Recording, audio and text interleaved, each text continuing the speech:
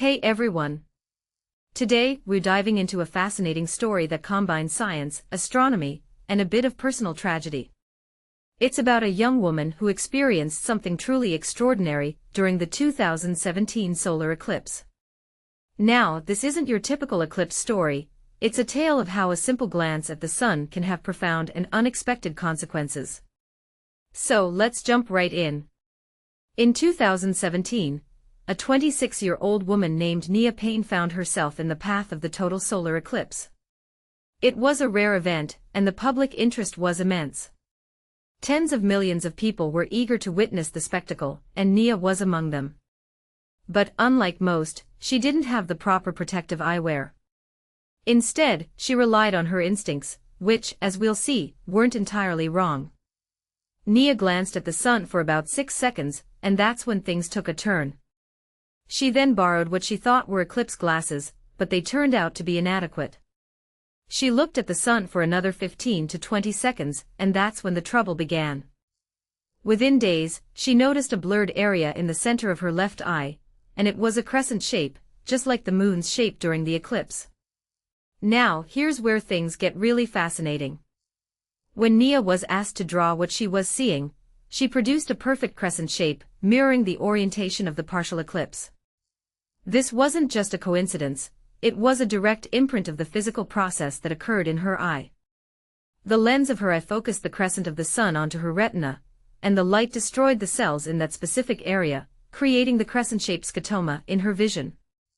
The Mount Sinai Hospital team used advanced imaging techniques to confirm this. They found a region of destroyed photoreceptors in Nia's left eye, and a milder version in her right eye.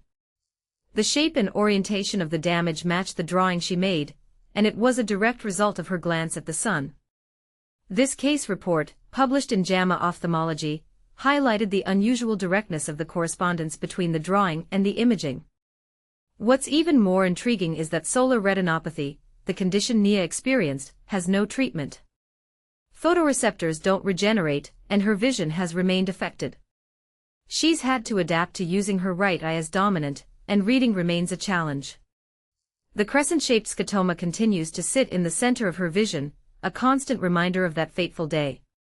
This story raises some important questions. Why didn't Nia have the proper eyewear? And what can we learn from this incident? Personally, I think it's a stark reminder of the importance of following safety guidelines, especially during rare events like solar eclipses. It also highlights the incredible complexity of the human eye and the potential consequences of even a brief exposure to concentrated sunlight. What makes this story truly fascinating is the interplay between human instincts, the power of nature, and the precision of biological processes.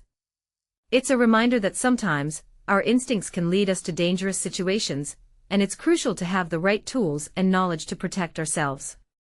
So, the next time you're tempted to glance at a solar eclipse, remember Nia's story, and take the necessary precautions.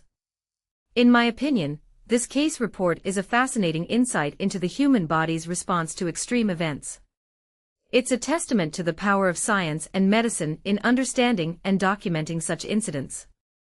And who knows, maybe it will inspire further research into solar retinopathy, and ways to prevent such damage in the future.